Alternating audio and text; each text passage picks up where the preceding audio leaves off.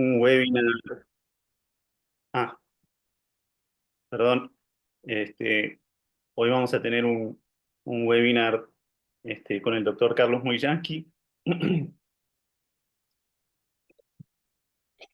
Este, Él es médico psicoanalista, miembro de APDEVA, de la asociación, perdón,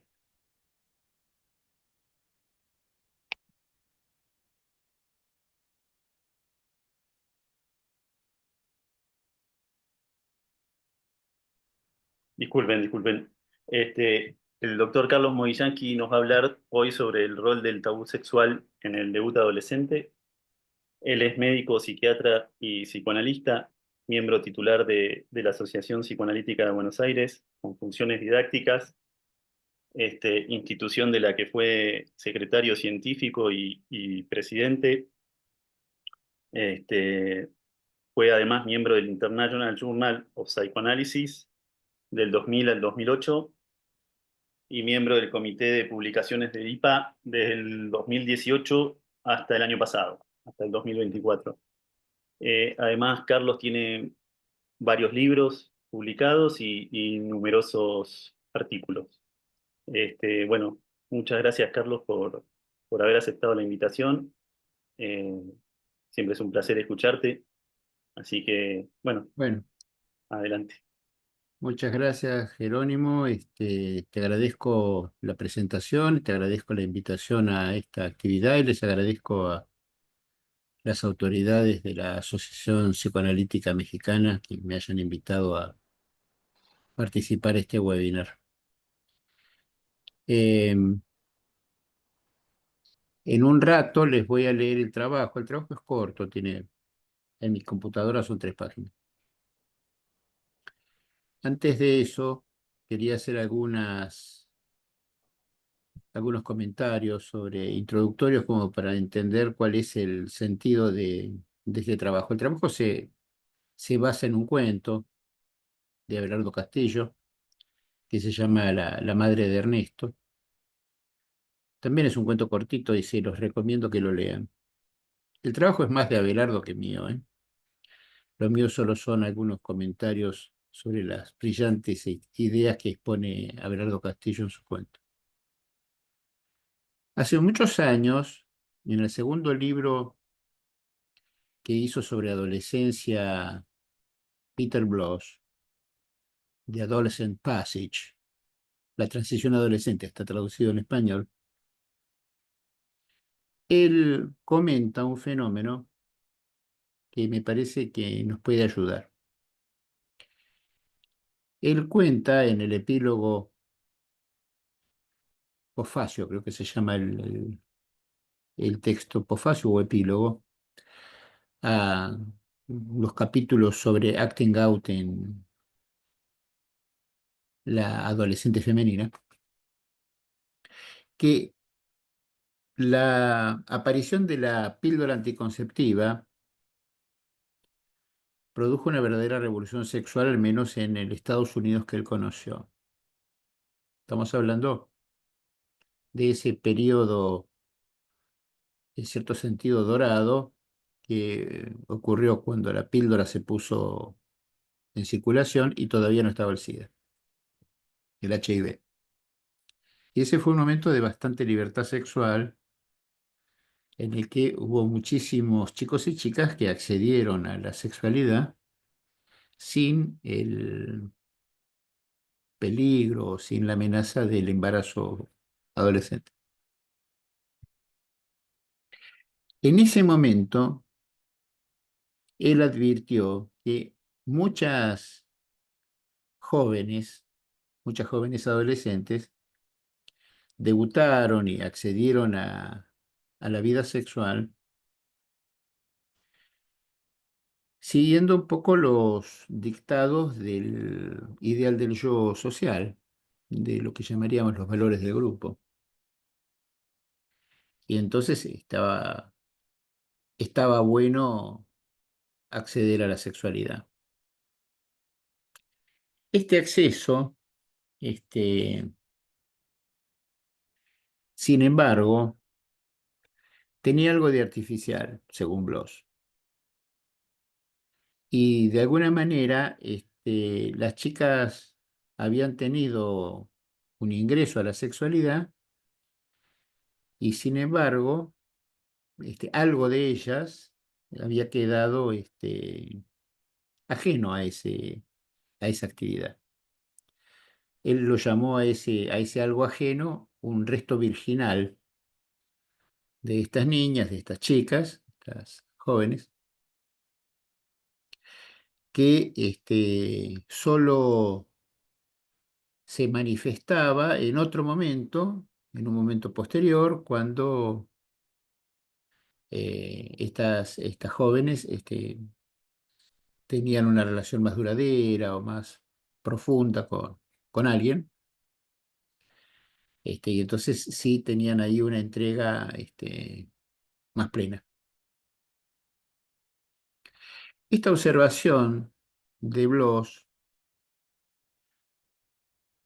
luego se vio reflejada en otras observaciones, en otras experiencias de otros analistas, de otros observadores incluso no analíticos del fenómeno sexual adolescente,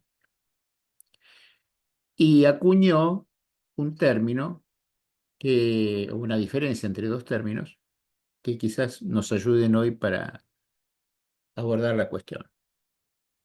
Uno es la consumación de la sexualidad, en donde se consuma un acto sexual, o el consumo de los cuerpos, en donde hay un consumo sexual sin una entrega plena de las personas que intervienen en esa actividad y que resulta en cierto sentido o parcialmente anónimo o totalmente anónimo. No sé cómo será la experiencia que tienen ustedes en México, en Argentina, fue y es algo sabido y conocido que muchos chicos y chicas consumen sexo sin consumar sexo, es decir, que tienen una vida sexual anónima en un antro, lo llaman ustedes, en un a disco, en un lugar bailable, en donde dos chicos, dos chicas, un chico y una chica, tienen contactos y manoseos, manotazos, besos, en fin, prácticas preliminares del sexo, por ahí con varias personas en la misma noche, y sin que siquiera sepan los nombres de sus parteners. Esto es bien claro, bien conocido, bien establecido en la vida nocturna argentina, la vida nocturna adolescente, y se ubica dentro de lo que yo estoy tratando de describir acá como consumo de los cuerpos. Este consumo de los cuerpos, al ser anónimo, es un consumo sin sujetos, y no hay una participación plena y personal de cada uno de estos chicos o chicas en esa práctica. Y en algunos casos hasta termina siendo una práctica casi, les diría, deportiva, ¿eh? En donde hay una especie de rivalidad y competencia a ver quién tuvo más éxito esa noche,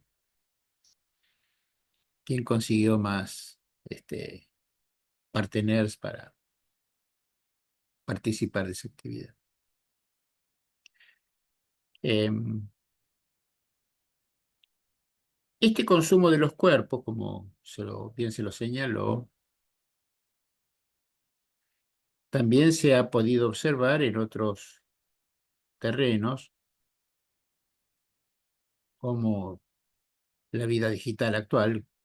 Bueno, ustedes, por razones de edad, tienen bastante más experiencia que yo, en donde hay una muy activa vida de relación con escaso compromiso emocional en la misma. E incluso, desde hace ya unos años, hay lugares de encuentro sexual en donde es consabido, está preestablecido, digamos, en el acuerdo, que ese encuentro va a ser un encuentro para tener una vida sexual ocasional o una experiencia sexual ocasional, sin que haya demasiado preliminar, digamos. Y estas experiencias suelen ser muchas veces experiencias puntiformes, en donde se ven una, dos, tres, cuatro veces y eso culmina o termina. Esto quiere decir que debe haber alguna razón para que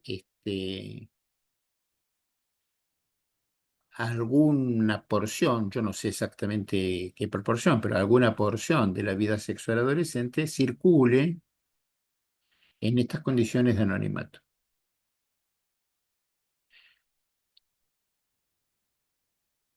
El otro hecho que quiero describirles tiene que ver con lo relativamente tarde que se descubrió la sexualidad infantil,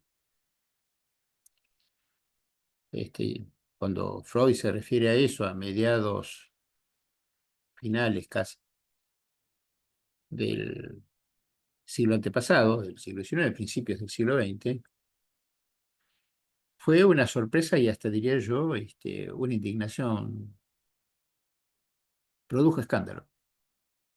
¿Cómo es esto que los chicos, los niños tienen tendencias sexuales, vida sexual, etcétera? Y de hecho,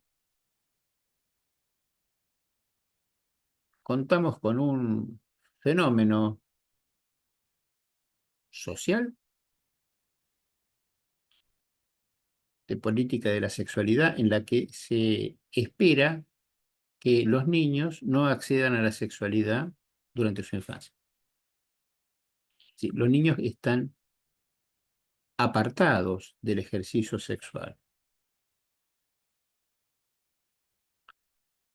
Ese apartamiento de los niños del ejercicio sexual muchas veces es transgredido. Este, a esto se refirió Sandor Ferenczi en su famoso trabajo del 36 sobre la confusión de lenguas entre el lenguaje de la ternura infantil y el lenguaje de la sexualidad de los adultos. Y estas transgresiones de la sexualidad infantil y este contacto de la sexualidad infantil con la sexualidad adulta produce lo que me imagino que allá también se llama igual, abuso, abuso sexual. Em, Acoso sexual, abuso sexual, sexual abuse, sexual harassment, son los términos que se suelen utilizar en este contexto. Este es un elemento que está de alguna manera en el trasfondo del trabajo. No es un trabajo sobre el abuso, pero sí es un trabajo que tiene en cuenta el tema del abuso en el sentido de que el abuso sería aquella circunstancia en la que a un niño aún, tiene acceso a una sexualidad para la que no está preparado, no está en condiciones de ejercerla, de comprenderla, de contenerla, de localizarla, de pensarla y mucho menos de disfrutarla. Por lo tanto, esa experiencia sexual de todas maneras excitante, de todas maneras incitante, puede producir un efecto muy intenso en la vida psíquica de ese pibe, de esa piba. Y a eso lo llamamos abuso. Eh, Esta experiencia entra dentro de lo que llamaríamos una experiencia en donde la intensidad de lo que se vive pasa a lo que llamaría Freud los umbrales y lo que es excitante gana algún valor de dolor. Y por lo tanto resulta traumático. Como resultado de esa experiencia traumática sexual, este, ese pibe, esa piba, empieza a sufrir lo que llamaríamos un trastorno erotizado. ¿Mm? Experimenta una erotización, y yo voy a reservar la noción de erotización para justamente estas respuestas postraumáticas derivadas de una experiencia traumática con una sexualidad prematura o inoportuna o inapropiada o algo que la hace impropia para ese pibe y para esa piba. Entonces, en vez de ser una transición entre la vida infantil y la vida adulta, resulta una suerte de bache, de obstáculo, de trastorno, de problema a resolver a futuro.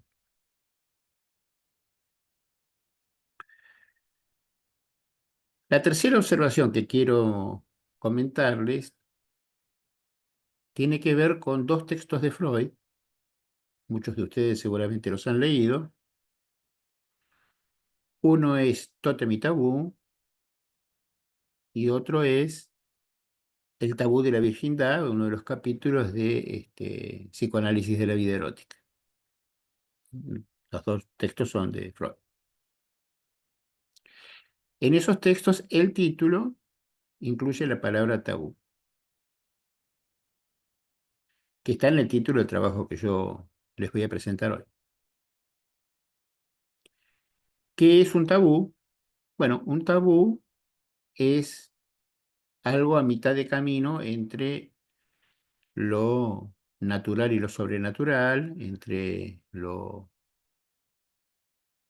religioso y lo no religioso, entre lo esotérico y lo cultural,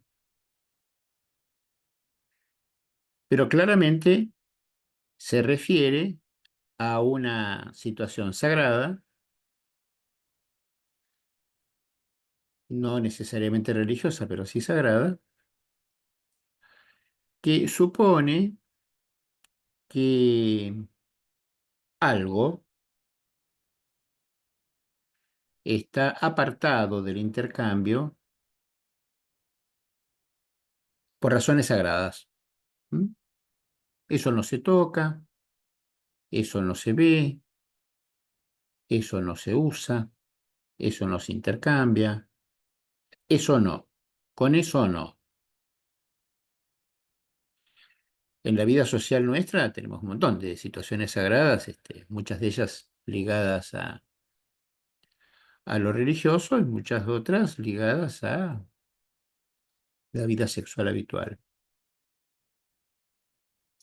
en donde algunos intercambios no. ¿Por qué? Porque no. Cada sociedad tiene sus tabúes y sus noes, que no necesariamente son compartidos por otras sociedades. Imaginen ustedes la sociedad talibán, compárenla con la sociedad sueca moderna o con la sociedad de México. cada sociedad tiene sus permitidos y sus tabúes.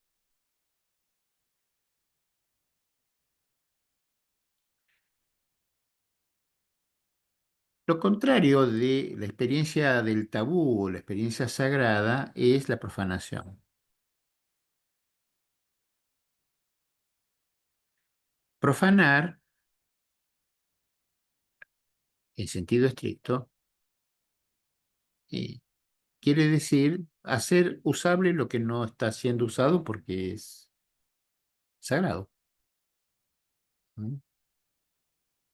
Este, la fuente de la abuela que se viene transmitiendo de generación en generación y que hoy, porque es la boda de no sé quién, la vamos a usar. ¿Por qué? Porque hoy vale la pena que eso se use. ¿Mm? Entonces, se profana esa especie de objeto de museo y se transforma en un utensilio que puede ser usado en esta ocasión. Como ustedes ven, usé la palabra museo. Los museos son un lugar de tabú y un lugar de cuestiones sagradas. Los objetos que están en un museo no se usan, solo se miran. Están apartados del intercambio social. Y ahí ven ustedes un ejemplo de objetos sagrados o de actividades sagradas que no es necesariamente religioso. Pero hay una especie ahí de religión, o si quieren, de sacralidad cultural no religiosa, este, que todos compartimos y estamos dispuestos a defender.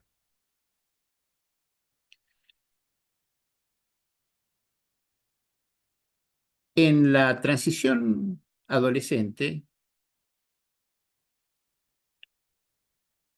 en donde la organización genital infantil migra hacia la organización genital adulta, en esa transición una persona accede a la sexualidad adulta. Y ese acceso no es, por decirlo así, natural. No es un acceso trivial. Es un acceso que está jalonado por algunos hitos. En algunas culturas estos hitos están ritualizados con pequeños grandes sacrificios. Muchos de ellos incluyen alguna mínima o no tan mínima mutilación, pero es bastante frecuente que en esos hitos aparezca la sangre.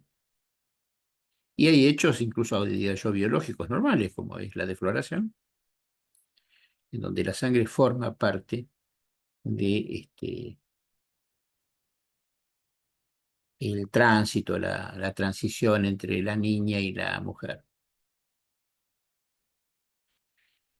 Eh, Muchas veces no es necesariamente un fenómeno biológico, sino un sacrificio cultural.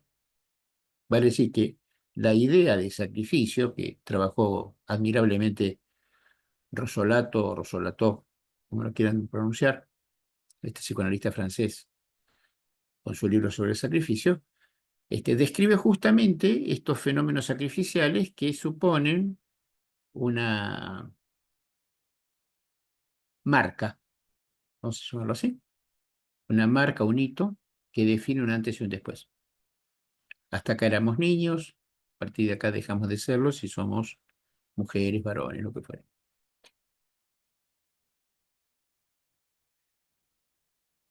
Entonces, con estas consideraciones, agregaría una más antes de esto, y dentro de lo sagrado está la cuestión del incesto. El incesto forma parte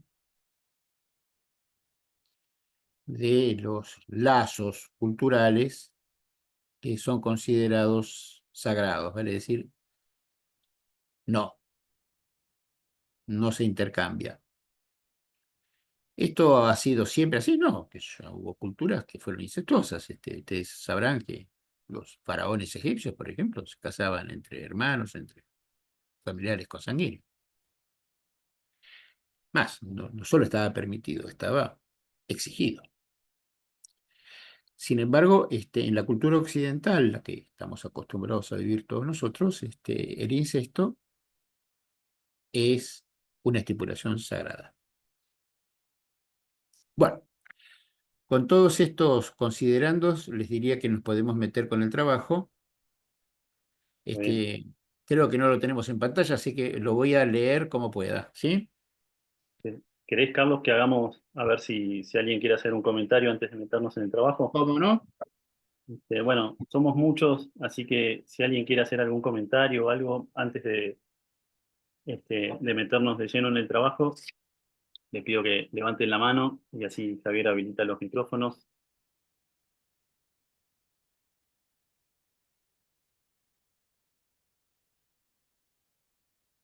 Bueno, si no, ¿Cómo vamos a quiera. hacer el trabajo. Dale, Me meto con el trabajo, entonces. dale. Bueno, el trabajo se llama El rol del tabú sexual en el debut adolescente. Disculpen si no los miro de frente, voy a estar mirando en la otra computadora que es donde tengo el trabajo en pantalla. Dice así, el acceso de la vida sexual adolescente suele tener una atmósfera de desafío.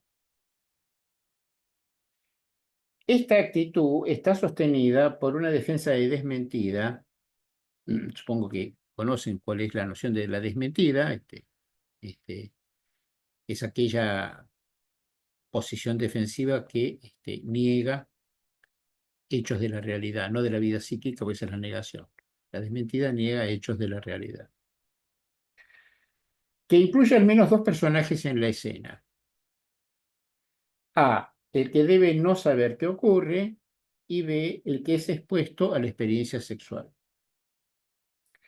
Ese desafío tiene un amplio abanico de posibilidades, pero debe custodiar un punto límite de represión sexual para evitar que la escena se torne o se vuelva una catástrofe.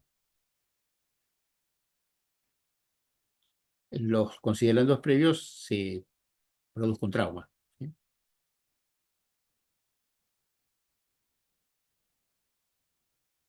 En ese clima de desafío usual, la desmentida y la represión coexisten y definen los contornos de la escena sexual que allí se desarrolla.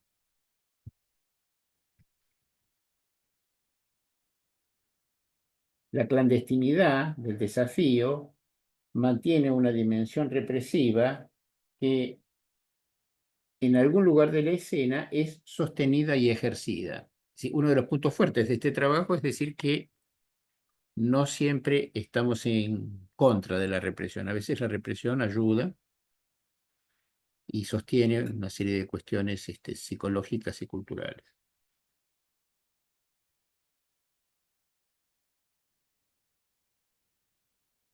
Esta dimensión represiva en algún lugar de la escena es sostenida y ejercida, ya sea por una persona o por una institución. Dicha custodia, llegado a un extremo, se pone en ejecución para la defensa del joven y o de su dignidad personal o sexual, y ambos términos de la motivación, el desafío y la custodia, parecen esenciales, tanto para expandir los límites de la exploración como para definir la custodia de ese aspecto vulnerable. La coexistencia de esos dos procesos de defensa requiere la puesta en juego de una decisión defensiva que deslinde aquellos puntos del conflicto sexual, el aspecto desafiante que desea explorar y ampliar los horizontes de su poder y de su capacidad, y el aspecto parental que custodia la vulnerabilidad infantil en este momento en riesgo.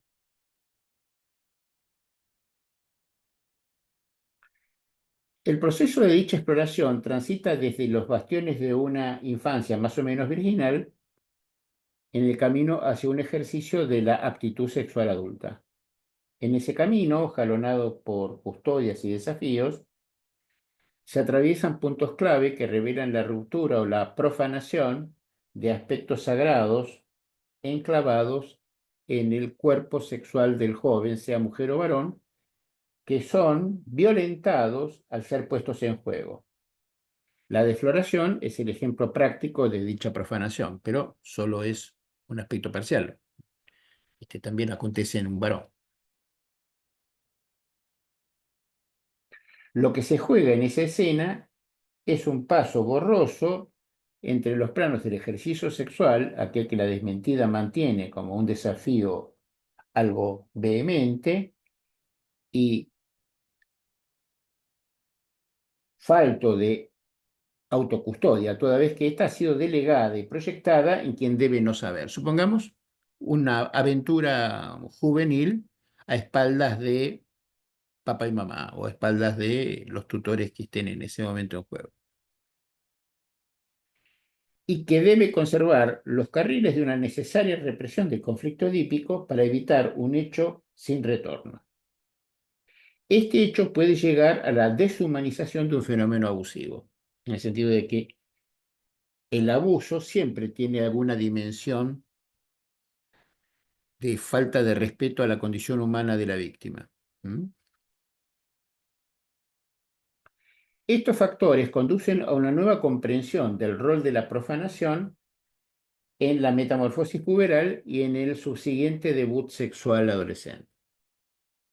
El cuento de Abelardo Castillo, La madre de Ernesto, da cuenta de algunos detalles elocuentes. Paso al cuento. Tres jóvenes provincianos se enteran que la madre de su amigo Ernesto es la nueva prostituta del pueblo. Los tres sienten curiosidad, culpa y atracción. El cuento prosigue.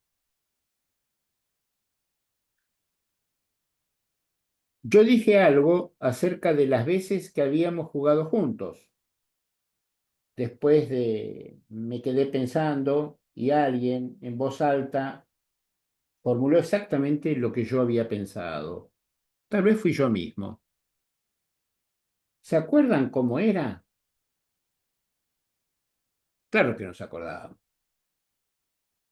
Hacía 3 meses que nos veníamos acordando. Era morena y amplia. No tenía nada de maternal. Y además, ya fue medio pueblo. Los únicos que faltamos somos nosotros. Nosotros, los únicos. El argumento tenía la fuerza de una provocación. Y también era una provocación que ella hubiese vuelto. Y entonces, prácticamente, todo parecía más fácil.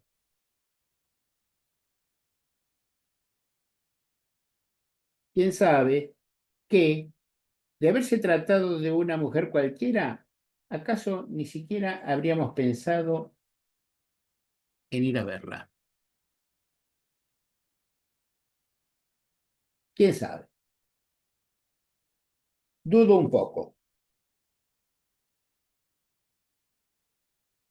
de miedo,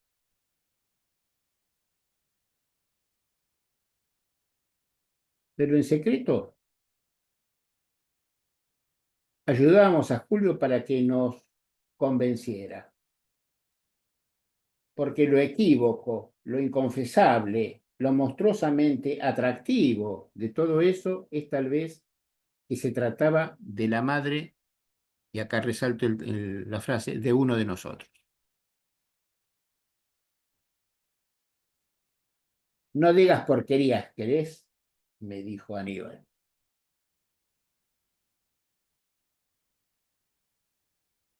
Castillo juega el conflicto de culpa y atracción por la inusitada presentación de la madre de uno de nosotros ofreciendo sexo. Un sexo tan accesible como imposible. El cuerpo de la prostituta se alquila como una mercancía, pero el de una madre, ahí se advierte, en lugar del tabú, que al modo de una bisagra articula el deseo casi impensable con la prohibición sagrada. El cuento describe cuando los jóvenes van a tener sexo con ella, llenos de aprehensión e infatuación, embriagados por el coñac que le robaron al papá de uno de ellos, me parece que era el papá de Julio. El desafío no solo está presente en el robo del coñac, sino en la usurpación nada sutil de su adultez de papá, entre otras cosas por el auto.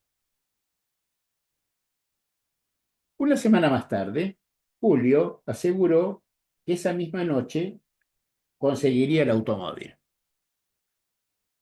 Aníbal y yo lo esperábamos en el bulevar.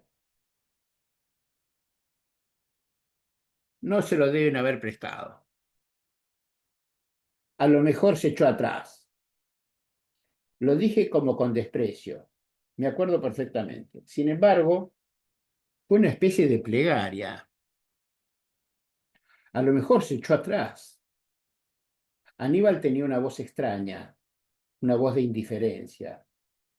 Yo no lo voy a esperar toda la noche. Si dentro de 10 minutos me voy. Che, ¿cómo será ahora? ¿Quién? La tipa. Estuve a punto de decir la madre. Se lo noté en la cara. Dijo la tipa. 10 minutos son largos y entonces cuesta trabajo olvidarse de cuando íbamos a jugar con Ernesto y ella, la mujer morena y amplia, nos preguntaba si queríamos quedarnos a tomar la leche. Amplia. Che, esto es una asquerosidad. Tenés miedo, dije yo. Miedo no, es otra cosa. Me encogí de hombros. Por lo general, todas estas tienen hijos. Madre de alguno iba a ser. Che, no es lo mismo. A Ernesto lo conocemos.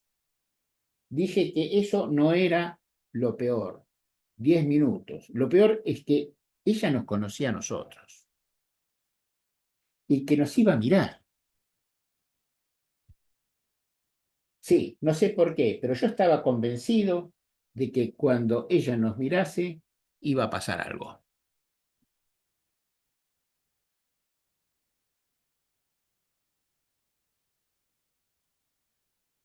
Castillo describe la proyección de la vida grupal del conflicto de cada uno, entre su culpa ante lo sagrado prohibido y su paralela inconfesable atracción. La tipa y la madre tienen dos lugares separados por la decisión defensiva de un objeto sexual irresistible y a la vez imposible. Si es una madre o la mujer deseada, y aún más, esa mujer deseada es la madre de uno de nosotros. El tabú encaja justo ahí, en sus dos rostros de Jano, para dar vía libre al deseo ajeno por un cuerpo ajeno, tal como es presentado en la oferta de la puta. Te doy mi cuerpo, que ya no es mío, para que tú puedas ejercer un deseo anónimo que aún no es tuyo. Esa fórmula me parece que es importante. La decisión escamotea a los sujetos del abuso de los cuerpos. La puta ya no es la dueña del cuerpo que ofrece y los niños aún no son dueños de los cuerpos anónimos que van a consumir ese sexo.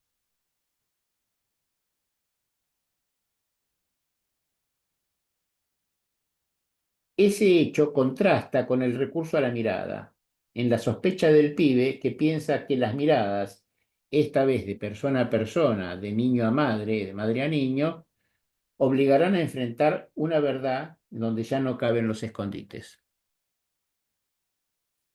Allí lo sagrado aparecerá con toda su eficacia y su turbadura doble presencia. Las personas aparecerán donde solo estaban los cuerpos anónimos. Y con ellos aparecerá el abuso de todos los cuerpos, de todos. Castillo culmina. Allí estaba ella. Nos quedamos mirándola, fascinados.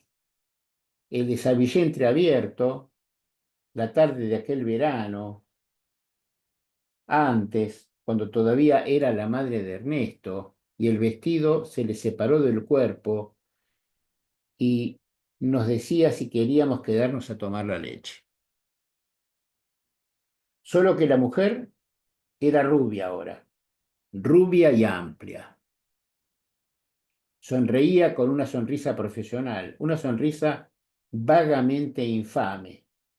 Bueno, su voz inesperada me sobresaltó.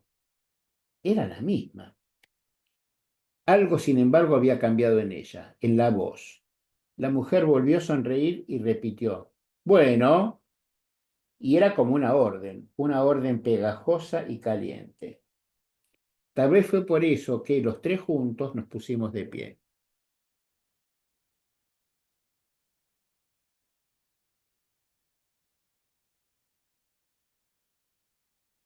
Su desabillé, me acuerdo, era oscuro, casi traslúcido. Voy yo, murmuró Julio, y se adelantó resuelto. Atraí, alcanzó a dar 2 pasos, nada más que 2. Porque ella entonces nos miró de lleno y él de golpe se detuvo. Se detuvo quién sabe por qué, de miedo, de vergüenza o tal vez de asco. Y ahí se terminó todo. Porque ella nos miraba y yo sabía que cuando nos mirase iba a pasar algo. Los tres nos habíamos quedado inmóviles, clavados en el piso, y al vernos así, titubeantes, vaya a saber con qué caras, el rostro de ella se fue transformando, lenta, gradualmente,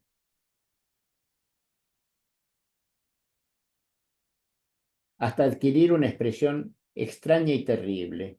Sí, porque al principio, durante unos segundos, fue perplejidad o incomprensión, después ya no.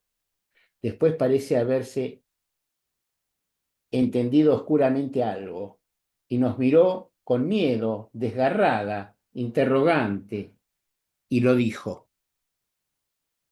Dijo, ¿le pasó algo a Ernesto? Cerrándose el desabillé, lo dijo. Ese es el fin del cuento, ¿sí? Yo creo que no hace falta agregar nada más. Castillo ha dicho lo necesario. En las miradas, las personas recuperan sus desmentidas y el desafío abandona el dominio de los cuerpos. En el centro está la emoción de todos, ahora inevitable. Esta reacción mutua de las personas, centrada en el contacto de sus miradas, es un espejo en el que cada quien se ve, obligado como está, a reconocerse en los ojos del otro que lo mira. En las antípodas del espectáculo seductor del desabillé entreabierto y del consumo anónimo de la transacción de los cuerpos, está esta mirada ya no simplista o simplificada de la aventura juvenil que queda al descubierto. Ahora es la doble mirada de esa puta y de esos niños, vueltos a su origen en las escenas de la merienda hogareña. La custodia de la represión primaria del ligamen edípico es expuesta con elocuencia por la madre de Ernesto. Si esta custodia cae, se rompe un zócalo imprescindible y se ingresa en el terreno del trauma. Lo que sigue luego será una erotización exaltada, alejada de la excitación sexual, pero fácil de ser confundida con ella. Aún enfrentamos un punto clave de la neurosis, allí enfrentamos un punto clave de las neurosis, en tanto ese retorno de lo reprimido deviene un hecho intolerado y traumático. La erotización subsiguiente será la marca en el orillo de su condición postraumática. Estas figuras extremas propuestas por Castillo se ven a diario en el juego anónimo del sexo. Bueno, esto ya más o menos lo fui contando, lo de los antros, lo de las experiencias digitales, etc. Si esos atajos, en donde a través del consumo de los cuerpos se evita el contacto con lo sagrado, como hacían las chicas que había visto Peter Bloss, si esos atajos se evitan, lo sagrado de la represión sexual ofrece su doble faz, a una exploración sexual que culmina en una entrega emocional. Parece ser una condición más que una ruptura. Lo sagrado se transmite y se preserva a lo largo de dicha transición y ocupa nuevos objetos y actos. Por ello, debemos prestar atención a los detalles de los ritos y a los aparentes caprichos de la vida grupal adolescente, donde se alojan sutiles modos represivos de lo sagrado, como protección adicional ante la inseguridad e incerteza de estos escarceos sexuales iniciales. Nada es casual ni aparente. Dichos ritos y modos de contacto condensan nuevas formas de conservación sagrada de una certeza necesaria a lo largo de las épocas a la hora de enfrentar lo desconocido de cada uno. No obstante, la conmoción profanadora de ese tabú sagrado es un hito y marca un antes y un después entre la vida sexual infantil y el ejercicio de un sexo decidido, algo así como un sinónimo del sexo adulto. En ese tránsito, lo reprimido circula y se renueva como un recurso defensivo habitual en cada momento.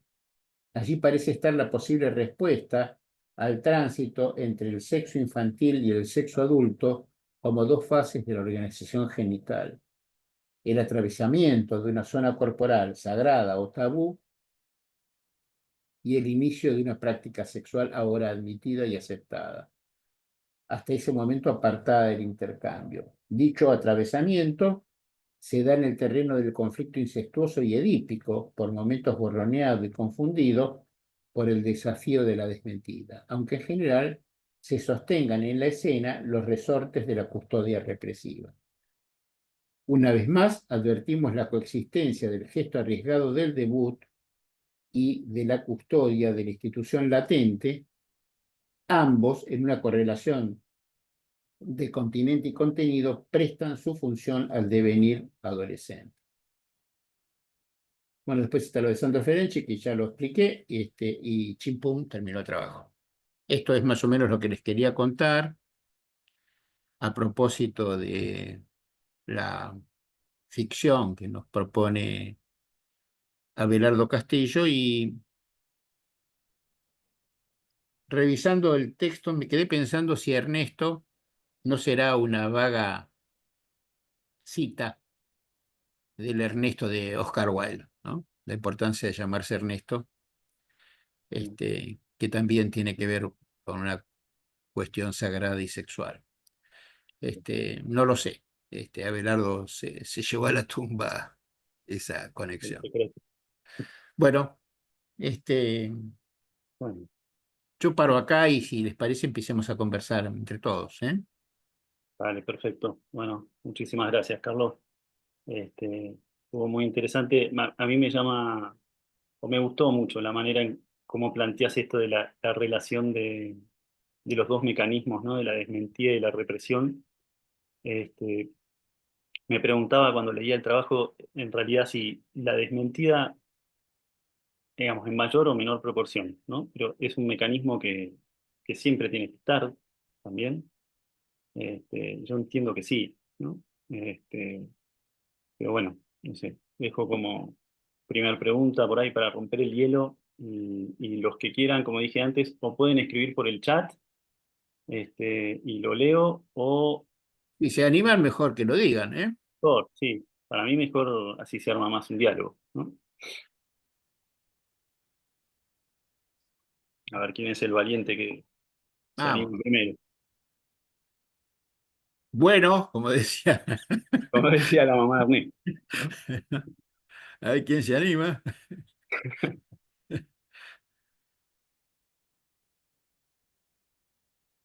Ah, ahí va Camilo. Sí. Javier, sí, están habilitados los micrófonos. Sí, me parece que sí, Ah, pues perfecto. ya me animo yo para ver si así se rompe un poco el hielo, pero un poco a medida de pregunta, de comentario, pensaba en todo el texto, muchas gracias, Carlos, por tu presentación y por estar aquí con nosotros. Pero pensaba en esta idea de que el adolescente, cuando lo que está buscando es poder entrar al mundo adulto, ¿no? Y en parte esto es poder entrar al mundo sexual, al mundo de la sexualidad adulta. Y como entiendo que lo explicas, para esto es necesario pues romper con este tabú, profanar este tabú sexual. Y entonces me pareció muy interesante un comentario que hiciste al principio sobre esta diferencia entre la consumación en el acto sexual de la sexualidad adulta y el consumo de los cuerpos, que me parece que en todos los tiempos, ya lo mencionaba Bloss, pero en el tiempo actual esto está muy presente en la sexualidad de los adolescentes, ¿no? Y Ujú. pensaba como en esta relación entre el consumo de los cuerpos y el abuso sexual, desde esta idea de esta referencia que haces lo anoté aquí más o menos, no como lo pude anotar, de te doy mi cuerpo que ya no es mío, para que puedas ejercer un deseo que aún no es tuyo. En pensaba, no sé si lo entendí bien, en esta relación del deseo que aún no es tuyo, como todavía no tener acceso a esta sexualidad genital y por lo tanto vivirla desde en este punto adolescente como algo intermedio entre algo infantil que se viviría como abuso y un proceso de pasaje a la adultez que podría ser ya pasar del consumo del cuerpo a la consumación del acto sexual. No sé qué te Me parece esto. parece que sí, que yo coincidiría contigo en que esto es tal cual lo estás describiendo y que en todo caso hay un terminejo que está muy dicho al pasar en el trabajo, que es la idea del debut. El debut sexual, creo que es el, el acto en donde eso acontece. Y tu pregunta y los considerandos de tu pregunta me parece que nos pueden ayudar a que le demos más espesor a la idea de debut sexual. Debut sexual no es un consumo. De hecho, se puede tener un intenso consumo de los cuerpos sin que haya debut sexual. El debut sexual es una consumación. Es decir, hay un momento en el cual ese chico, esa chica, esa persona se hace cargo de que es esa persona sexual. Y hacerse cargo de que esa persona es esa persona sexual requiere una operación aparentemente invisible pero esencial, que es que se consume, que se produzca, que ocurra esta atribución sexual que cambia la posición de esa persona, cambia hasta el estado civil de esa persona, deja de ser un niño. Al momento de debutar sexualmente, esa persona deja de ser un niño y pasa a ser un adulto. Y esto supone una serie de cambios, yo diría casi invisibles, pero absolutamente esenciales, en la relación del yo con el mundo, en la relación del yo con el superyo, en la relación del superyo con el yo. En la relación del yo con los padres, en la relación del yo con el superyo de los padres, en la relación del yo con el superyo social, y cómo ahí aparece un movimiento importante en donde ese chico, esa chica, esa persona se autosostiene, se autodefine. Entonces puede decir, bueno, vos pensás eso, pero yo pienso tal otra cosa, por ejemplo, ¿no? bueno, vos tenés esta idea, pero yo tengo esta otra, o vos querés hacer tal cosa, pero yo no quiero hacer eso, yo quiero hacer esto otro. Esta, digamos, nueva autonomía, esta nueva posibilidad de autosostén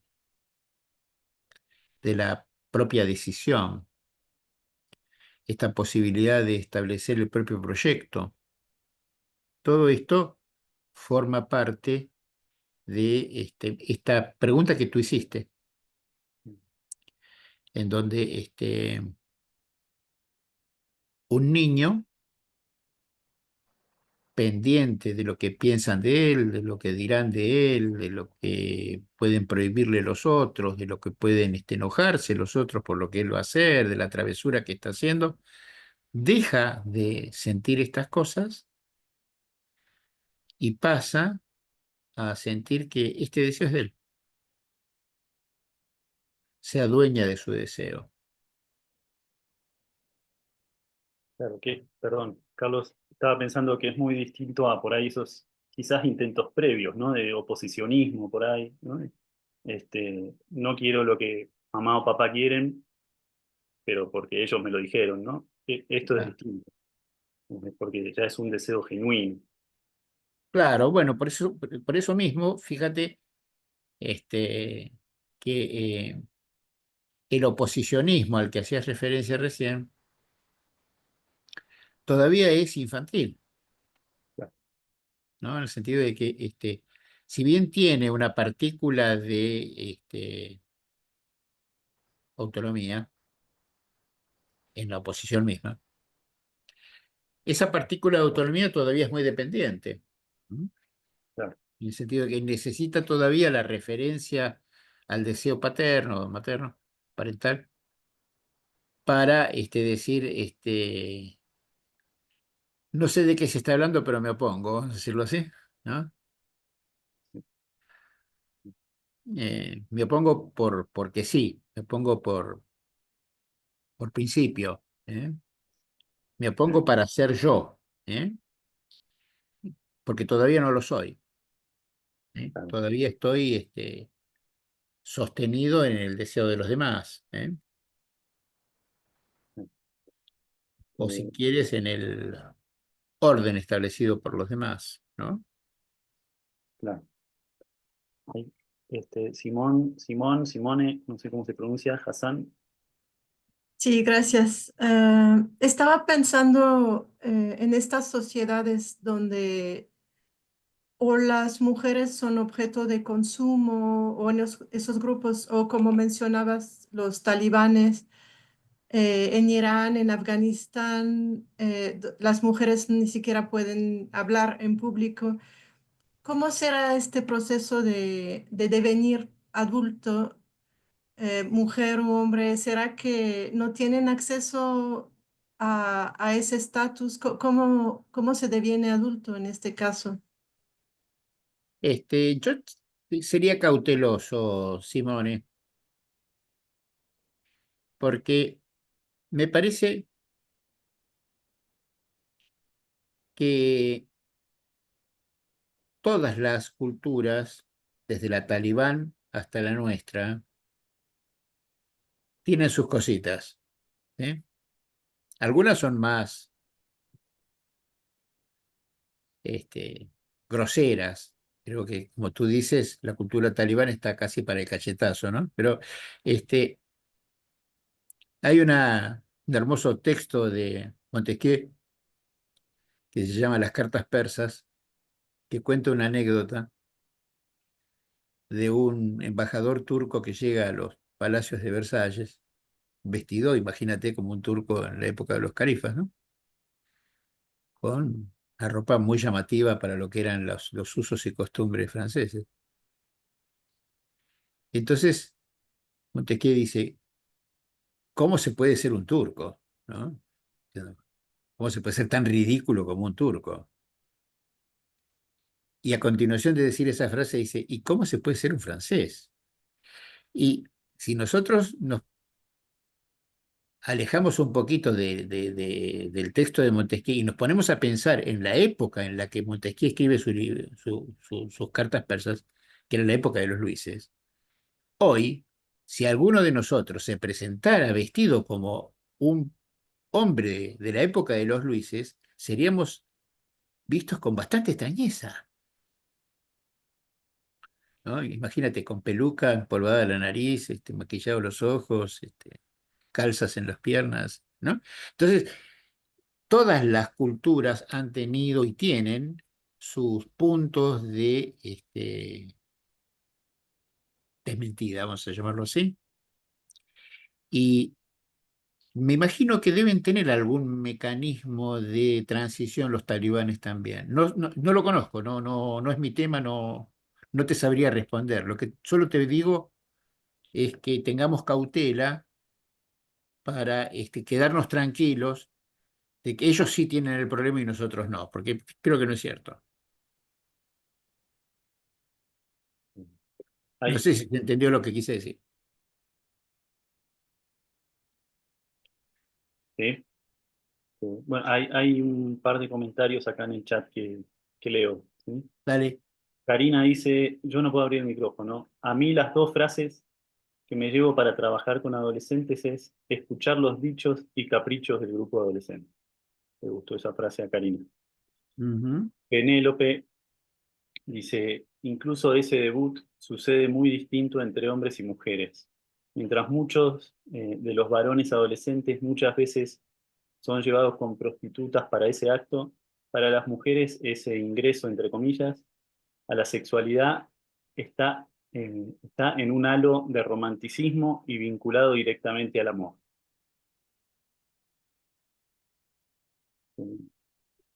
Creo que quizás, no sé, Carly, qué opinás, pero con esto que está diciendo Penélope me hizo pensar me parecería como si el rol del mecanismo de la desmentida fuera más propio del narcisismo, ¿no? De una defensa narcisista, digamos, narcisística, donde se pone en juego un poco esto, ¿no? De, bueno, a los varones, si vas y debutás, entre comillas, o debutás en el sentido coloquial vulgar, sos un macho y no sos un gallina, ¿no?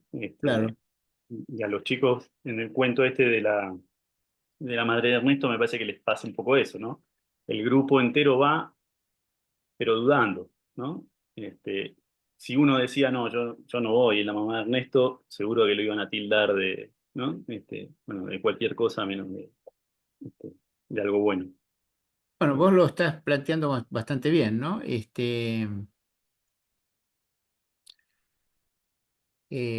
Castillo describe con maestría el poder y la cohesión del grupo adolescente. Cada uno se sostiene e impulsa al otro, ¿no? Se sostiene en el otro e impulsa al otro. Entonces, todo el grupo maneja la ansiedad de cada uno de ellos en forma de grupo y se van como empujando uno con el otro hasta que se animan a subir a la habitación de la prostituta. Este, Hay algo de usurpación y algo de robo en todo esto. Le robaron el auto al papá de Julio, le robaron el coñac, le robaron hasta, diría yo, la pinta, ¿no? La posición adulta del padre de Julio, ¿no? Que ninguno de ellos todavía está en condiciones de sostener. Todavía siguen siendo un poco esos niños que iban a la casa de la mamá de Ernesto a tomar leche, ¿no? Entonces hay algo todavía de una incapacidad, vamos a decirlo así, para sostenerse y asumirse como esos hombres que están en condiciones de tener sexo con una mujer. Ujú. Y aprovecho con este comentario para poder abundar un poco en las preguntas que hicieron sobre si el romanticismo juega un papel mayor en las mujeres o si necesariamente, yo no estoy seguro de eso, ¿eh? Primero, no estoy seguro que los hombres se inicien con una prostituta. Hay muchísimas maneras de iniciación, muchísimas. Este, también hay abusos de varones por mujeres, ojo, ¿eh? Em, no, no etiquetemos, ¿eh?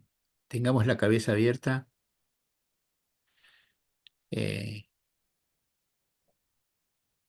Sin duda hay diferencias, toda cultura establece diferencias de acceso a la sexualidad en varones, en mujeres, en otras modalidades de la orientación sexual. Estoy seguro de eso, de que hay modelos o propuestas implícitas sociales, pero eso me parece que no invalida el tema que estamos tratando como un tema general. Me parece que más allá de los modos sociales talibanes u occidentales, mexicanos o argentinos, en cada sociedad, cada pibe y cada piba tiene que vérselas con un momento en el que se le queman los libros. Y realmente se le queman los libros. Porque ya se terminó el colegio, o porque ya se terminó lo que decían papá y mamá que hay que hacer, o porque conocí a fulano y tengo ganas de... Y se queman los libros. Y en ese momento en que se queman los libros, hay que inventar. Y solo se inventa con el propio deseo. Ese momento es un momento de enfrentamiento con lo sagrado. En el caso de la anécdota que cuenta Castillo, el enfrentamiento con lo sagrado termina en que siguen siendo niños, eso está claro, ¿no? Bueno, así es el desenlace de la madre de Ernesto. Los chicos siguen todavía siendo niños y no se bancaron vérselas con esta madre que se volvió prostituta. Y entonces todo se diluyó en la pregunta de la madre de Ernesto. Pero va a haber un momento en que esos chicos, cada uno de por sí, tendrá su oportunidad, o 2 meses después, 3 meses después, un año después, 2 años después, 10 años después, no lo sé. Cada uno hará el recorrido que tenga que hacer, en donde se las va a tener que ver con la misma cuestión. ¿Qué hago con mi sexo? ¿Cómo me las veo para estar con una piba o con una mujer? Y esa pregunta también se la hace una piba. ¿Qué hago con mi sexo y cómo me las arreglo para poder Y fíjense que en ese caso, varones y chicas, en general, apelan a un saber mítico. Decime, decime cómo es. ¿Me podés contar cómo es? Porque yo no sé. Y lo cierto es que esa experiencia es intransmisible. Eso no se enseña. Claro. Eso se inventa. Por eso te decía, Simón, que sería cauteloso. Porque estoy seguro que las pibas talibanas, viviendo como viven, en una sociedad que me parece un disparate, pero más allá de eso, se deben hacer una pregunta parecida. No creo necesariamente que las restricciones que tienen les impidan acceder a ese punto de incerteza. No sé, confieso que no sé. ¿Y los Pero- hombres talibanes? Y me parece que pasa lo mismo. Me parece que les pasa exactamente lo mismo. Que hay un momento en que el Corán se les cae.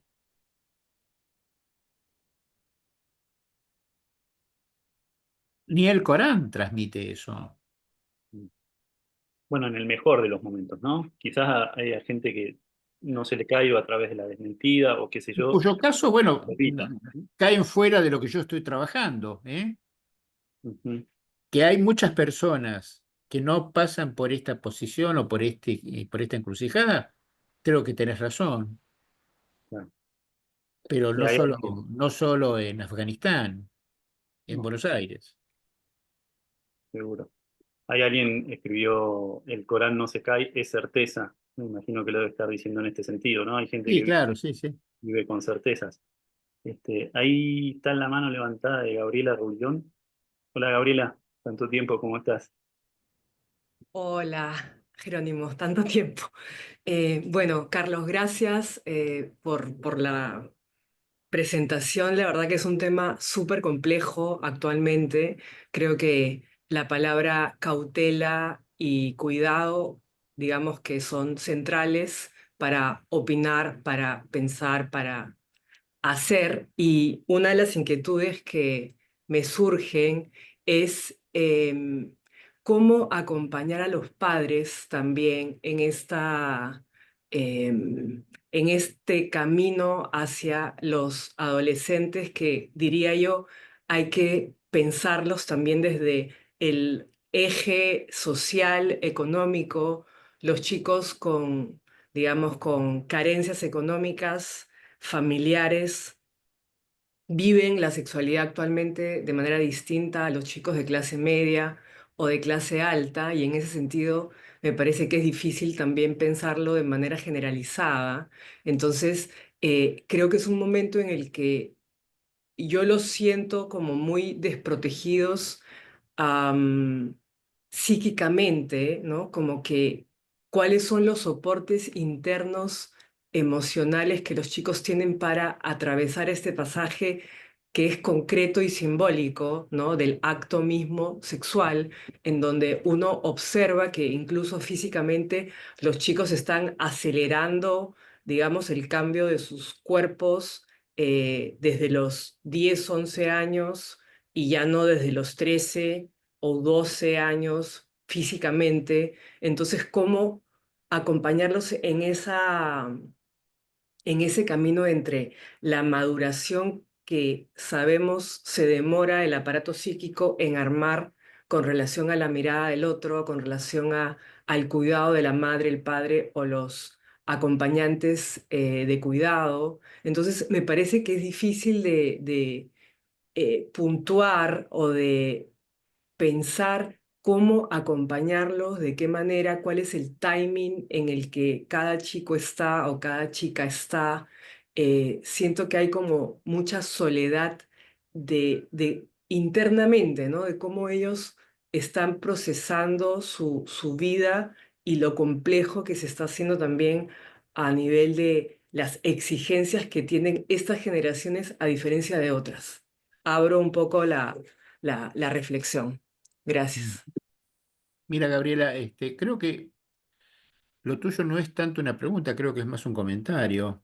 Este, y tú dices muchas cosas en las que respondes tu inquietud. Eh, yo coincidiría contigo en que hay una serie de factores familiares y culturales y sociales, económicos, desde luego, que deben intervenir en esto. Los doy por hecho, los doy de consumo. Digo, sí, esto está, por eso insisto en que eh, estoy tratando de hacer psicoanálisis, no estoy tratando de establecer categorías sociales o sociológicas. Entonces, yo diría que como psicoanalistas, por lo menos yo como psicoanalista diría que si una familia me consulta por estas cuestiones, tomaría bastante en cuenta muchas de las consideraciones que tú planteaste, desde en qué lugar están, en qué posición están, cómo está armada esa familia, el timing de esa crianza, en qué lugar, porque como bien lo has planteado, ahí hay un recorrido, hay un tránsito. Y lo que es muy bueno el año pasado hoy ya no sirve, o lo que hoy es importante dentro de 2 meses no va a servir, porque esa chica, ese chico está creciendo y entonces está necesitando que hoy se lo sostenga y mañana se lo suelte. Este, ¿Cómo hace una paloma para enseñarle a volar un pichón? No tengo la menor idea, pero estoy seguro que se debe plantear cuestiones bastante parecidas a las nuestras, ¿no?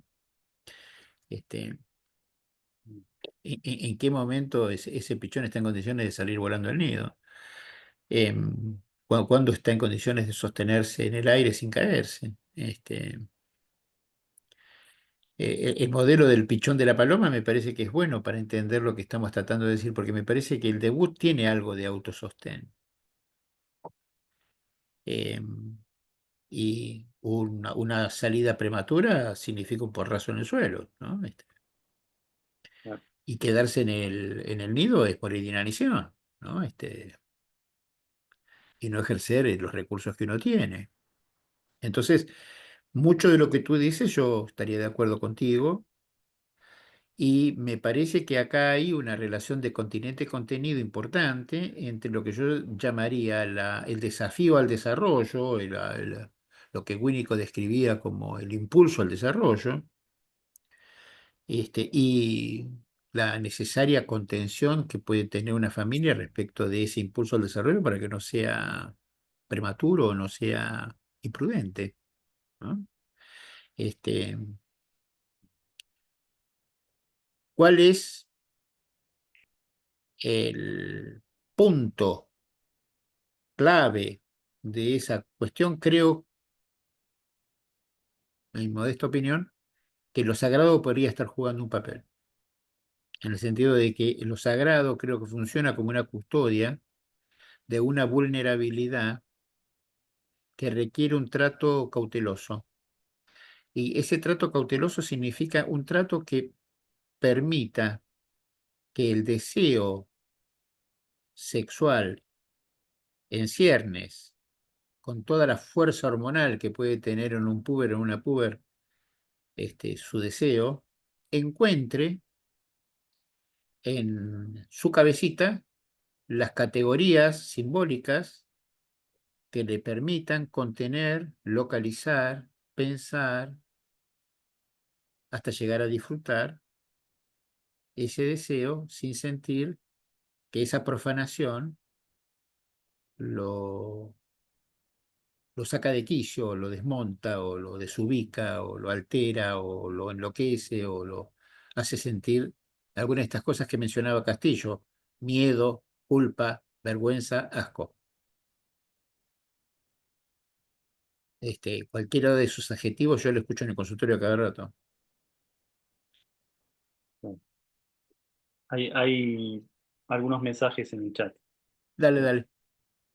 Gaby Mustri dice, las primeras experiencias sexuales son determinantes para la futura práctica de la sexualidad.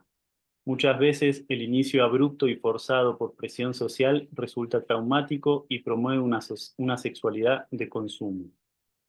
Pienso en un paciente que siente una sexualidad desbordada, que no logra domar y que está ligada al desprecio del objeto sexual. Se siente incapaz de amar y esto le ha generado dificultades en sus relaciones amorosas que no logra sostener. Gracias por tu elocuente presentación. Hay otro, Ahora, vayamos de a una si se puede. dale, ¿Cómo se llama esta chica? Gaby Mustri. Gaby. Sí, Estoy totalmente de acuerdo contigo, Gaby. Efectivamente, yo diría que lo que le pasa a ese paciente tuyo, yo lo he visto muchas veces en supervisiones, en mi clínica mismo, a punto tal que lo he llamado clínica del poder, en el sentido de que lo que tendría que estar por los carriles de la emoción pasa a estar por los carriles del dominio.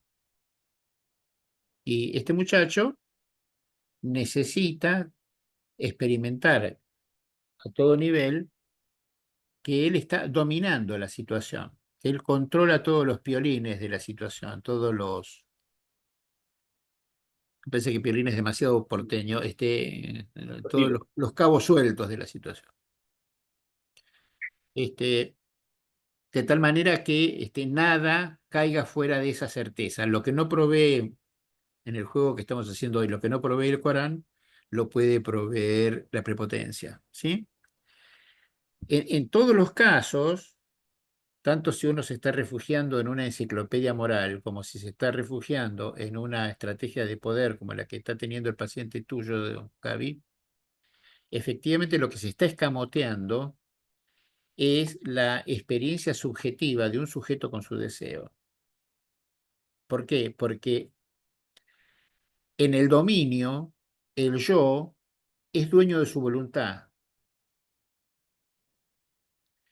Y en el campo de la emoción, el yo es sujeto de su emoción. Se invierte la dirección. Entonces, este chico está invirtiendo las cosas para evitar los riesgos emocionales de una experiencia en la que pueda sentirse, supongamos,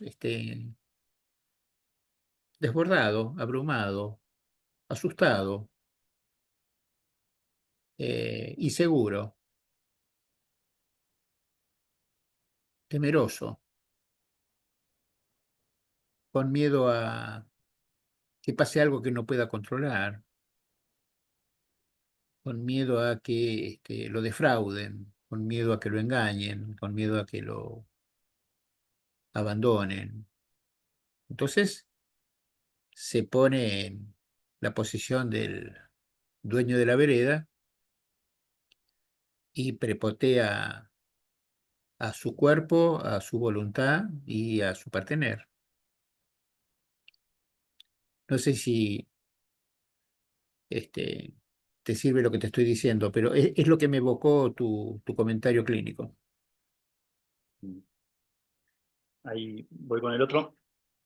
Sí, sí, es algo que Gaby quiere decir algo.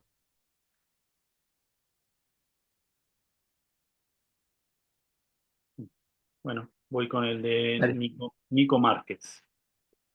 Nico. Justo el debut que en contextos machistas impulsan la iniciación, entre comillas, pone con lo que esté a la mano, como un acto que debe hacerse, que debe cumplirse para demostrar o cumplir un ritual.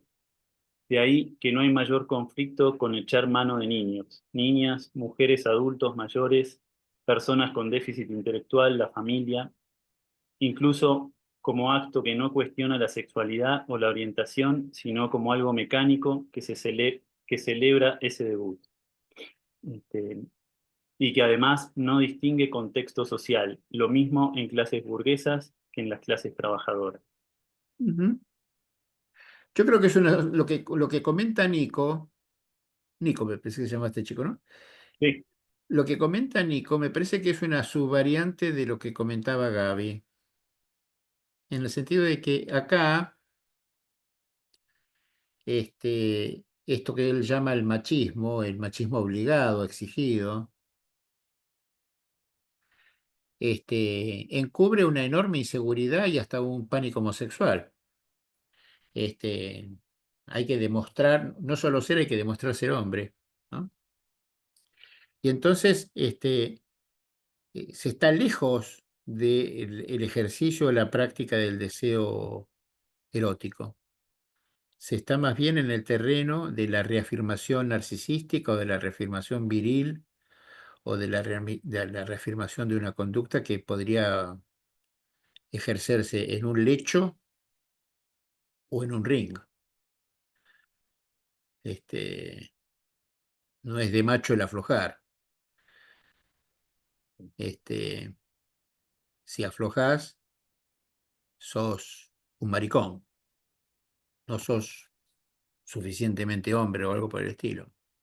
Claro. Y eso está bastante lejos de lo que estaríamos describiendo hoy como debut sexual.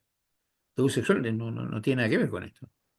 Eso forma parte de lo que podríamos llamar la afiliación al club de los machos. Pero afiliarse al club de los machos no quiere decir debutar sexualmente, ¿no? Es tan afiliación como afiliarse a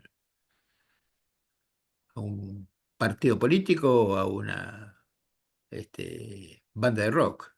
¿Mm? Claro.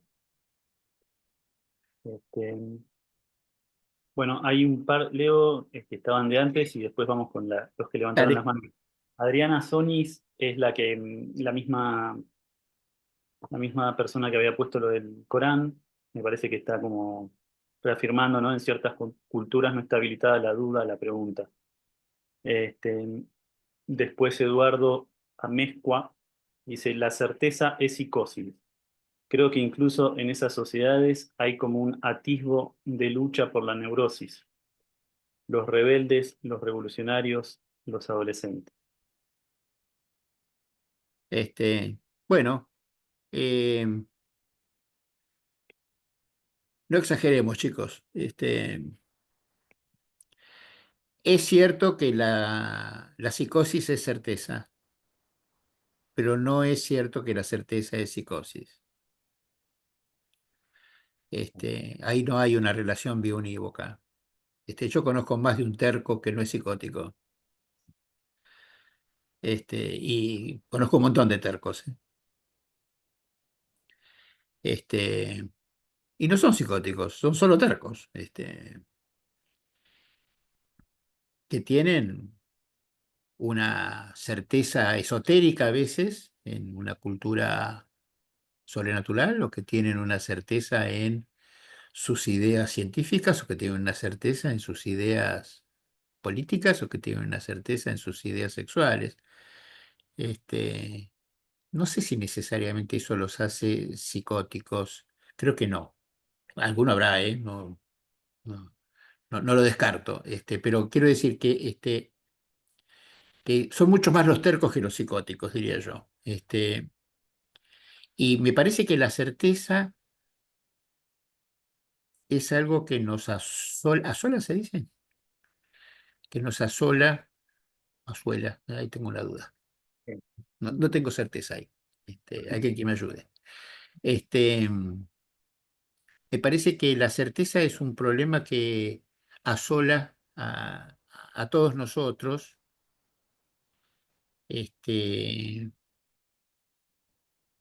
Ahí donde somos inseguros, ahí donde estamos inseguros. Me parece que ahí donde estamos inseguros, muchas veces citamos a Freud, o citamos a Lacan, o citamos a Klein, o citamos a Winnicott, o citamos a qué sé yo, para agarrarnos de papá o de mamá.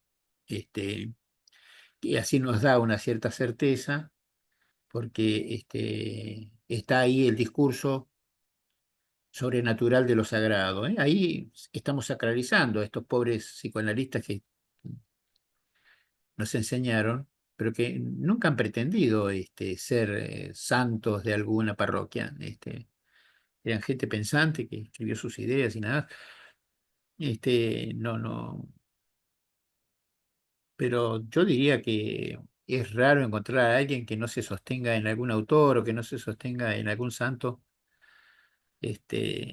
pensador que le dé algún respaldo. Y ahí hay un punto de certeza. Y eso no es psicótico, eso es simplemente inseguridad, ¿eh? Creo yo, va. Esa sería mi posición para no definir con tan extremamente, digamos, la cosa, ¿no?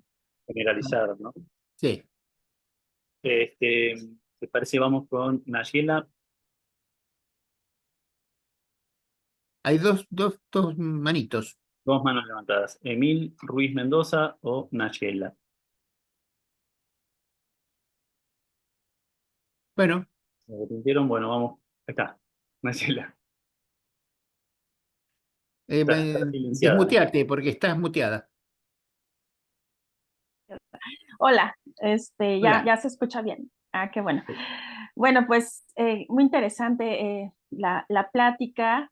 Creo que es como un tema muy, bueno, quienes vemos adolescentes, pues nos resulta un tema realmente apasionante y necesario de reflexionar y pensar mucho, más en estos tiempos, ¿no? Como alguien comentaba también, donde nos encontramos con situaciones cada vez más traumáticas en los adolescentes. Bueno, yo quería comentar un poco el tema del cuento, que se me hace, pues, digamos, como siempre, ¿no? Muchas veces los escritores nos ponen, ¿no? Situaciones o nos hacen pensar cosas que pues, los psicoanalistas le damos vuelta bastante porque con su sensibilidad y con su capacidad de conectar con el inconsciente de los escritores, de los que hacen arte, pues hay mucho que decir y pensar, ¿no? De lo que nos muestran, de lo que nos presentan. Yo me quedo mucho con este final del cuento, ¿no? Es como si como que te despierta muchas emociones este final del cuento, porque como que la escena es un tanto, digamos, fácil de alguna manera imaginarla, pero también te toca fibras como todo esto de la madre, ¿no? La madre que de alguna manera mira a los chicos, ¿no? O sea, es una prostituta, pero también es una madre. Están escindidas aparentemente en la cabeza de los chicos. Por un lado está ella como mamá y por otro lado está ella como objeto sexual, ¿no? Entonces, el hecho de que de repente ella diga esas palabras, ¿no? De que si le pasó algo a Ernesto, ¿no? Como que al pronunciar eso es como si apareciera esa preocupación en el otro, ¿no? Y como si al aparecer esa preocupación en el otro, ella como que se da cuenta inconscientemente, quiero verlo así, no sé, obviamente no sé, pero se diera cuenta de esa separación en la cabeza de los chicos y con esa frase los hiciera de alguna manera integrarla, ¿no? Eh, Creo que esta preocupación en el otro es lo que muchas veces no tienen los adolescentes cuando inician su vida sexual, ¿no? O sea, a veces es mucha la impulsividad y no tienen aún esa capacidad del todo, ¿no? De también ver de preocuparse por su pareja, por quien están teniendo el acto sexual y por las consecuencias del mismo, ¿no? Entonces, también vemos esto de los embarazos adolescentes, en fin. Se me hace muy interesante el cuento, no lo había nunca escuchado. Supongo que es un escritor argentino, Castillo, dijo. Bueno, eso sería mi comentario y muchas felicidades. Agradecelo a mi mujer, a Cristina Bisón, que fue la que me pasó el dato del cuento. Queda andar por ahí, pues sé que está en el chat. Así que gracias, Cristina.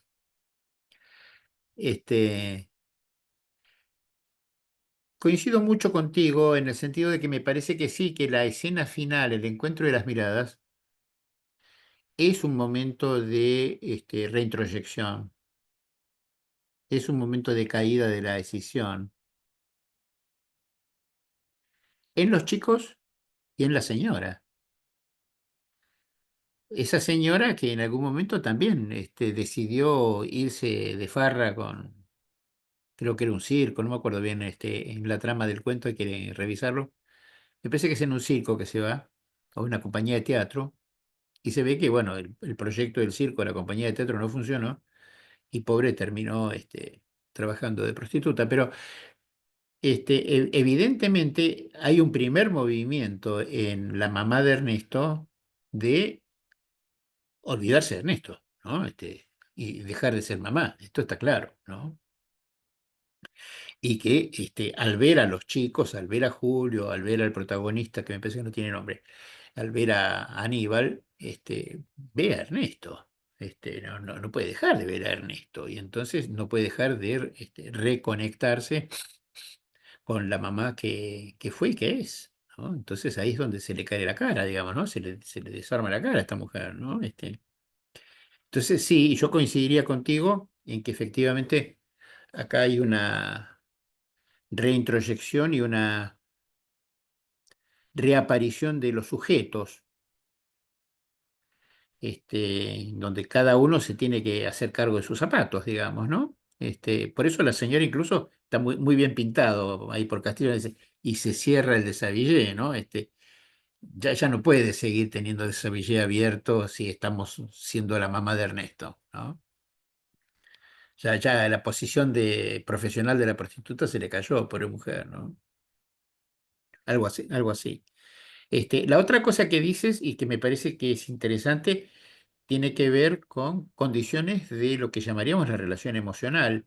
Más allá de que yo creo que en el fondo es cierto que hay un punto de soledad absoluta en el sexo y que, como diría Lacan, la relación sexual no existe porque cada uno tiene su propia historia en la experiencia sexual, o lo que diría Bion, de que las mentes están separadas y que nunca tenemos una cabal comunicación total entre unos y otros. Ustedes se van a ir con sus ideas, yo con las mías, y más o menos vamos a creer que nos entendimos hasta donde pudimos entendernos. Pero es cierto que, así como nosotros estamos tratando de entendernos entre nosotros, en la experiencia emocional sexual hay un intento de entenderse. Y ese intento de entenderse pasa por respetarnos, por escucharnos, por prestarnos atención, por respetar los ritmos, respetar las emociones, respetar la temperatura y la distancia, como diría Donald Meltzer, ¿no? Respetar estos tiempos y estos climas. No todo se puede hacer en cualquier momento, etcétera, ¿no? Y esto sí creo que tiene que ver con la sintonía fina de la emoción.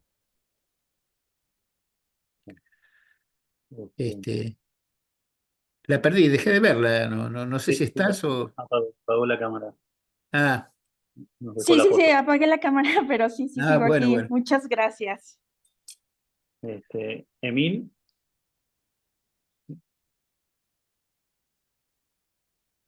No sé, parece fue. ahí sacó se desmuteó. Emil Ruiz Mendoza.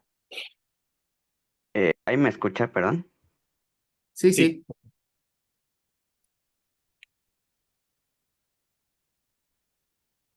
escuchamos, ¿eh? bueno, Pero ahí parece que te muteaste de nuevo. sí, se muteó de nuevo. Bueno, si no voy con... Ahí se desmuteó, ¿eh? Perdón. ah, dale. ¿Ahí me escuchan, perdón? Sí, Sí, sí. perfecto. Ay, perdón, muchas gracias. Y gracias por la conferencia primero.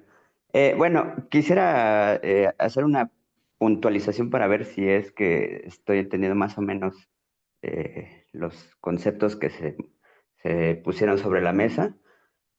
Primero quisiera entender que debut sexual haría referencia como a este acontecimiento donde surge el deseo propio y que al surgir el deseo propio, entonces también hay como un grado de autonomía y de responsabilidad sobre el deseo, que en el caso del cuento no se puede ver, dado que los chicos hacen uso de recursos no propios, materiales, por ejemplo, para tratar de hacer este consumo de cuerpos, por lo que entiendo, ¿no? Que en este caso sería usar el carro del papá, robar su licor, etcétera.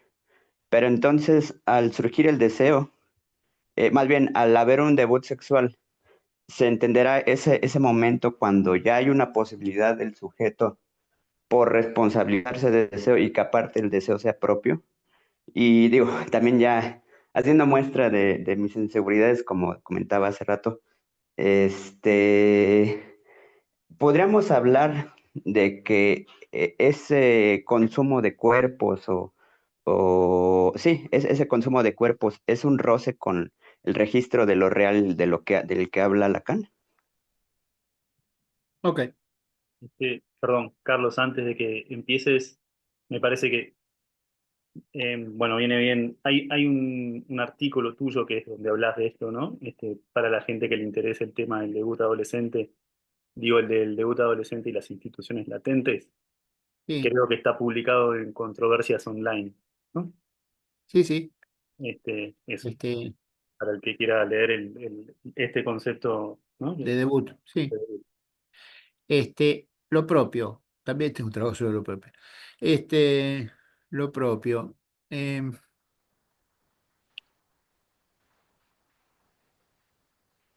Verdaderamente nunca había juntado la idea de lo propio con la idea de sujeto. Está buena la pregunta que hace Emil. Yo diría que la diferencia que hay entre consumar y consumir está que en el consumir no necesariamente estoy implicado. ¿No? Yo puedo consumir una pizza o puedo consumir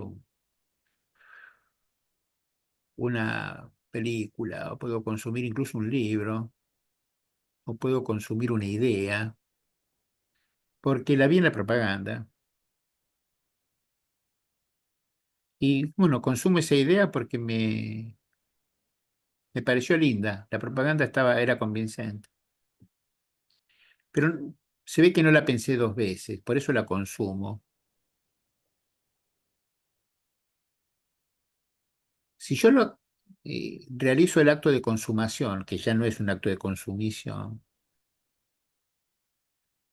la hago propia, es mía, y me hago cargo. Entonces, yo diría que en este video, no es un videojuego, esto es un webinar. En este webinar, este, yo me estoy haciendo cargo de lo que digo. Y me parece que ustedes también. Es decir, nos estamos haciendo cargo de lo que estamos pensando y de lo que decimos, porque lo que decimos es lo que nos convence, lo que es fruto de la experiencia que hemos hecho, de lo que hemos visto en algún seminario, lo que hemos visto en algún paciente, etcétera. Eh, la segunda parte de la pregunta sobre la importancia o el lugar de lo real en el acto de consumación y consumición, esto, ustedes saben, eso es teoría de Lacan, teoría de Lacan. Lo real es uno de los tres registros. El último es más importante que desarrolló Lacan después de la teoría de lo imaginario y la teoría de lo simbólico. Yo no diría que está en juego eso en la distinción entre consumir los cuerpos y consumar los actos. Consumar es un acto, esto sí, estoy seguro. Digamos que la teoría lacaniana diría que el acto de consumar es un acto. Consumir no es un acto. Consumir no es un acto. Consumir es consumo. Yo no me juego nada si voy a comprar el diario. No, no me juego nada de mí. Ahora, si yo voy a comprar el diario en una dictadura en donde está prohibido leer los diarios, sí, ahí es un acto. ¿Sí?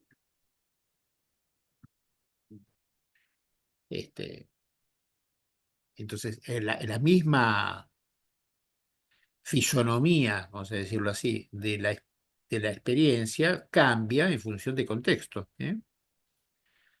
Eh, Si yo tiro una piedra para hacer patitos en un lago, estoy jugando, me estoy divirtiendo, le estoy enseñando a mis pibes o a mis nietos cómo se hacen patitos. No sé si lo han visto, tirar una piedra rasando y hacer patitos. Ahí estoy haciendo algo que es lúdico, no se juega nada en mi vida salvo mi amor por la vida y por los chicos. Ahora, si yo le tiro una piedra a alguien, me tengo que hacer cargo de que ese señor me tire una piedra a mí o algo peor, ¿no? Este, Esa es la diferencia, diría yo, entre el valor de acto que tiene algo. Y me parece que el debut sexual tiene ese valor de acto, en donde la persona se juega como sujeto y el sujeto se junta con el yo, ¿no? Eso, diría, Bueno, como respuesta a tu pregunta, Emil. voy con unos comentarios en el chat y después me levantó la Gracias. mano Adriana Sonis. No, por favor. Bueno, acá Rosa María Fernández dice, detrás de un macho hay un homosexual reprimido. Bueno, no todo, che, qué sé yo. Claro, es igual que lo de la psicosis, ¿no? Sí. Y Es Nico, cierto que en la teoría del machismo uno podría pensar que hay cierta cuestión homosexual reprimida, puede ser, no digo que no. Es una teoría bastante en boga. No sé si todos los machismos son así, no lo sé. Este, eh, a mí me parece que justamente y esto sí me gustaría transmitirlo hoy, la posición psicoanalítica no generaliza. La posición psicoanalítica es una posición de investigar el caso y en cada caso ver de qué se trata y ni siquiera comprarse la primera de las versiones. Es decir, siempre hay como una especie de insatisfacción metodológica en esto de ser psicoanalista. Nunca estamos conformes, somos unas histéricas del deseo y del saber, ¿no? Nunca estamos conformes con lo que nos están diciendo, ¿no? ¿Y qué más? ¿Y qué más? Y decime otra cosa, ¿viste? ¿No? Y esto no me alcanza, ¿no? Leo Nico Márquez, que había preguntado antes, bueno, te agradece. Dice, gracias, estoy de acuerdo. Una iniciación forzada, si cabe la descripción, está muy alejada de ese descubrimiento del placer, del goce y el Ujú. deseo. ¿Qué diferencia se haría con promover un debut seguro que privilegie el desarrollo del deseo y placer, el descubrimiento propio y del otro, más que del cuerpo y sus funciones? Gracias por su comentario. No sé, che. Verdaderamente no sé. Mm, No, no sé si uno puede garantizarle a alguien un camino seguro. Me parece que hay que hacerlo, el camino. mm, Uno puede, vamos a decirlo, facilitar algunas cosas. Uno puede no ser malo, o no ser rígido, o no ser, o no asustar a los chicos, qué sé yo, pero lo contrario de eso es mucho más difícil. ¿Cómo se hace para que un pibe o una piba tengan una experiencia sin sobresaltos? Yo creo que yo no lo sé. claro, Me parece que hay que vivirla esa y ver cómo te va. Más allá de decir, che, cuídate y cuidala o cuidalo, más allá de decir eso, no sé qué más podría decir, ¿no? mm, Pero aún así, cuídate, cuídalo, cuídala, este, no está exento de accidentes. claro. Adriana Sonis, mi mano levantada. Hola Carlos. Hola, ¿qué Eh, tal? yo quiero volver al cuento un momentito, ¿no? Dale, Porque ellos, vos decís, la verdad que no me acuerdo porque lo leí varias veces, pero no me acuerdo si es la palabra, roban el cognac. sí, Entonces, roba, está escrito así, ¿no? sí, La palabra robar. Y yo sí. la cuestionaría la palabra robo. Ajá. Ahora, o sea, a posteriori, ¿no? O sea, ahora. No sé si ellos roban. Porque no nos olvidemos que los duelos por los cuales están pasando todo adolescente. Entonces yo me cuestiono la palabra robar y le roban al padre, Sí, le roban al vecino, al tío o al abuelo, le roban al ujú. padre. Así está escrito. Así está En el escrito, así lo cuento, puso Belardo. en el cuento, en el cuento. Pero esto no invalida que uno se No, pregunte. claro, podemos discutirlo. Claro, claro. Uno no invalida, o sea, no invalida preguntarse, ¿robaron? ¿Es robo eso? Lo me que quedo. se hereda no se roba, dicen, ¿no? Ujú. Yo cuestiono la palabra robar en este caso y en muchos otros también, ¿no? Cuando, bueno, yo me dedico mucho a la adopción, cuando los chicos adoptados roban, no roban, es otra cosa, ¿no? Porque la palabra robar es muy punitoria. Pero es común la observación que hiciste, sí, yo coincido contigo. Yo he visto muchos chicos adoptivos y efectivamente muchas veces el síntoma es que se apropian de lo ajeno. Sí, Este, ahí este, y es es un largo, síntoma, digamos, tienes razón, ¿no? y es complejo, no es Sí, sí. lineal. Roban No, por no, esto, tal cual.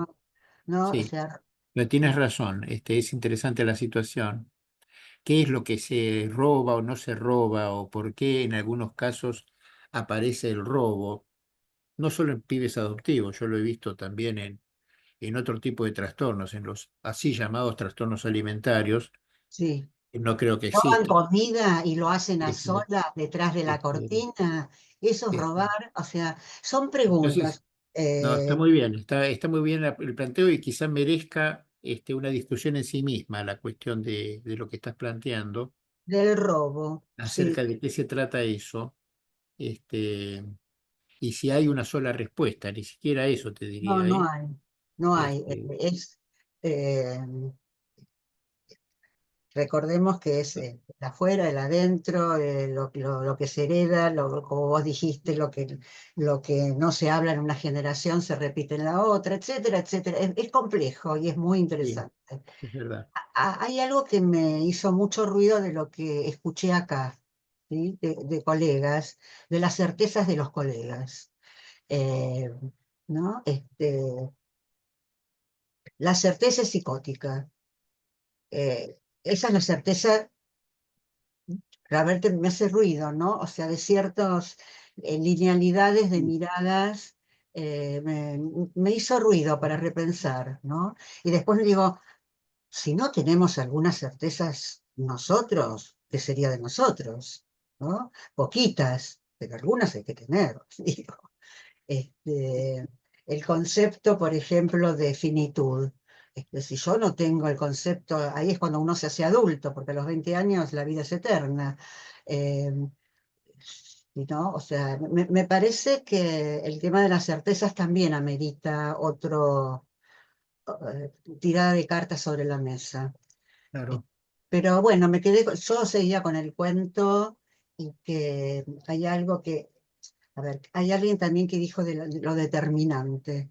El origen no es destino, claro. para nada, o sea, que tenga genitalidad masculina, perdón, varón-mujer, no es destino de que sea varón-mujer. Eh, No, nada, tenés razón, lo biológico no determina nada más que eso. sí, Este, Después, la por eso, aptitud, aptitud procreativa, ni siquiera por ahora. Por ahora no, sí, pero no sabemos no, por cuánto tiempo. y no sos mujer si no tenés hijos, no sé, es realmente complejo. Sí, Eh, por eso, o sea, por eso trabajamos, ¿no? Nosotros con la psiquis de otros y la nuestra, de justamente las certezas, sí. ¿no? A mí me preocupa colegas con certezas. Más allá Este, de que, bueno, a las 3 de la tarde tiene que venir tal paciente, bueno, sí, pero no, es para poner sobre la mesa cositas que me hicieron ruido. Eh, Gracias, Adriana.